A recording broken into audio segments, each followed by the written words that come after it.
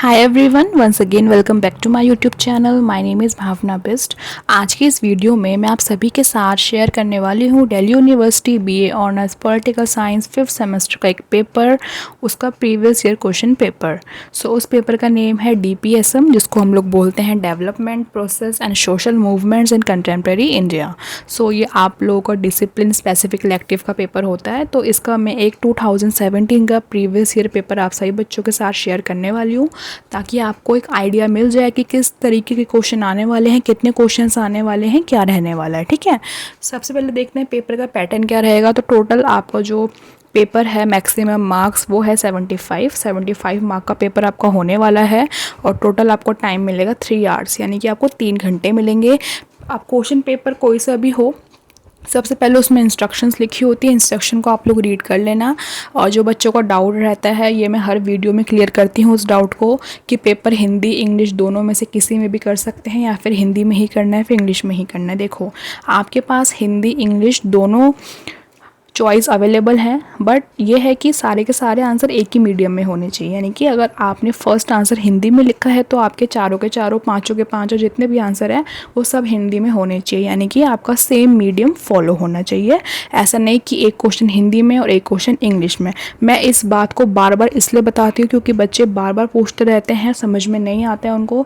और कई स्टूडेंट्स क्या कर देते हैं, आधे आंसर हिंदी में आधे आंसर इंग्लिश में। नो, एक ही मीडियम सेलेक्ट करो। दिमाग में सोचो कि आप किस मीडियम में सबसे ज़्यादा कंफर्टेबल हो, उस मीडियम को पिक करो और उसमें ही अपने सारे आंसर को अच्छे से अटैम्प्ट करो। ठीक है, देख लेते हैं। तो आपको सिर्फ 4 क्वेश्चन अटैम्प्ट करने हैं, लिखा हुआ है attempt any 4 question.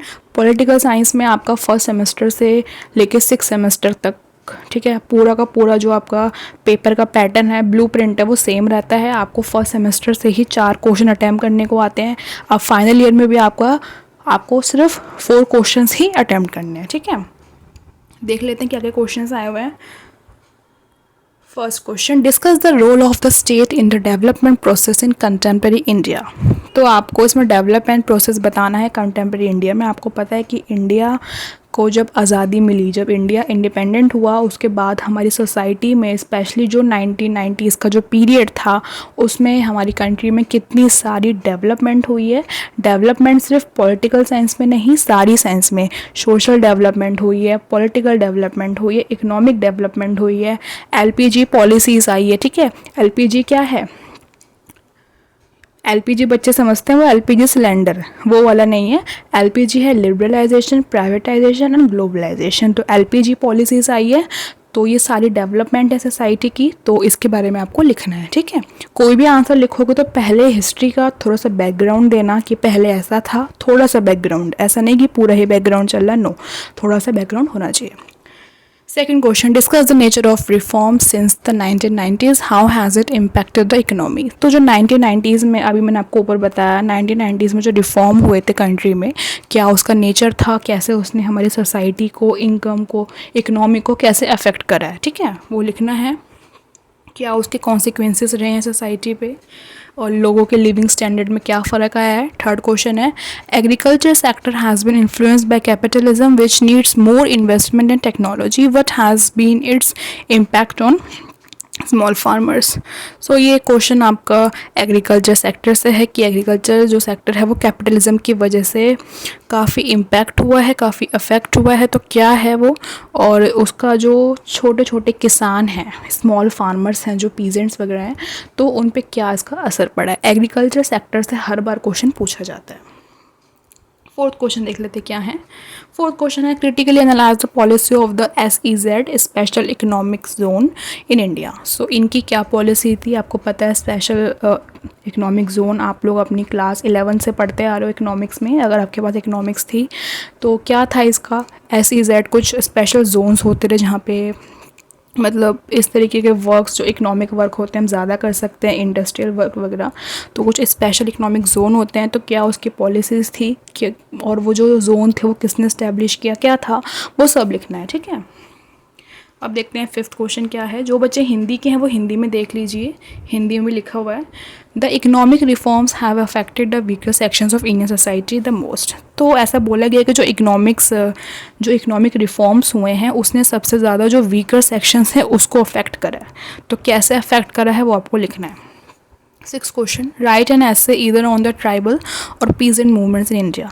Tribal peasant movement बहुत इंपॉर्टेंट क्वेश्चन है, इसको अच्छे से कर लेना। क्वेश्चन ज़रूर पूछा जाता है कि इंडिया में जो पीजेंट मूवमेंट हुई है या फिर ट्राइबल मूवमेंट हुई है वो क्या है, ठीक है ना, कौन कौन इसमें शामिल थे, जो उनके लीडर्स हैं मेन सबके नेम वगैरह आएंगे। ओके, फिर देखते हैं seven question, Naxalism has a significant presence in many states in India. What are the causes of its emergence and how it can be tackled?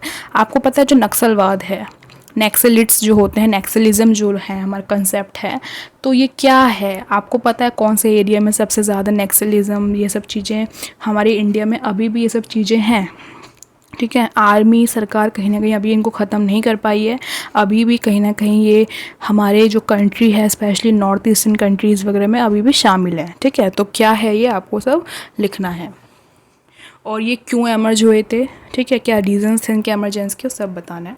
Eighth question short notes का है, short notes सिर्फ 2 करने हैं। First is green revolution, second is unorganised labour in India, फिर है नीति आयोग, फिर है BPO. BPO होता है business process outsourcing sector. Economics में क्लास 11-12 में बीपीओ का बहुत अच्छे से कंसेप्ट बच्चों को पढ़ाया जाता है, तो आपको पता होगा इसके बारे में। सो ये था आपके 8 क्वेश्चन। 4 क्वेश्चन अटैम्प्ट करने हैं, जो आते हो अच्छे से अटैम्प्ट करना। एक आंसर आपका 5 to 6 पेजेस का तो होना चाहिए, ज़्यादा से ज़्यादा आप उस आंसर को 9 से 10 पेज में भी खींच सकते हो, ठीक है, बट जो मिनिमम पेज लिमिट है वो 5 to 6 पेजेस की होनी चाहिए, ठीक है। बाकी क्वांटिटी इतना मैटर नहीं करती है, क्वालिटी आपकी अच्छी होनी चाहिए आंसर की, बट कहीं ना कहीं क्वांटिटी भी आप लोगों की 5 to 6 पेजेस की होनी चाहिए। ऐसा नहीं है कि आपकी जो क्वांटिटी है वो सिर्फ 2 या 3 पेज में ही आ रही है, नो, एटलीस्ट 5 to 6 पेजेस आप लोगों का क्वांटिटी होने चाहिए। क्वांटिटी भी होनी चाहिए, क्वालिटी भी होनी चाहिए, ठीक है, क्वालिटी ओवर क्वांटिटी, ठीक है, बट ऐसा नहीं है कि क्वांटिटी बिल्कुल ही कम कर दो, ठीक है, दोनों को बैलेंस करना है। सो आई होप आपको वीडियो अच्छी लगी होगी। वीडियो पसंद आए तो प्लीज़ वीडियो को लाइक करिए, अपने फ्रेंड्स के साथ शेयर ज़रूर करिए, और BA honours political science 5th semester का जो मेन पेपर है CPP एंड IPT फर्स्ट, उसका मैं previous year paper already share कर चुकी हूँ, आप प्लेलिस्ट में से देख सकते हो। प्लेलिस्ट का नेम है Delhi university previous year question paper. उसमें आपको सारे के सारे जितनी मैंने वीडियोस आज तक बनाई है प्रीवियस ईयर पेपर की, ऑल सब्जेक्ट आपको वहाँ मिलने वाली है, ठीक है। बाकी आप सब बच्चे टेलीग्राम ग्रुप को ज्वाइन कर लीजिए, और आप मुझे इंस्टाग्राम पे फॉलो कर सकते हैं। इस वीडियो को लाइक कर देना। अब हम मिलेंगे दूसरी वीडियो में, तब तक के लिए टेक केयर, बाय बाय।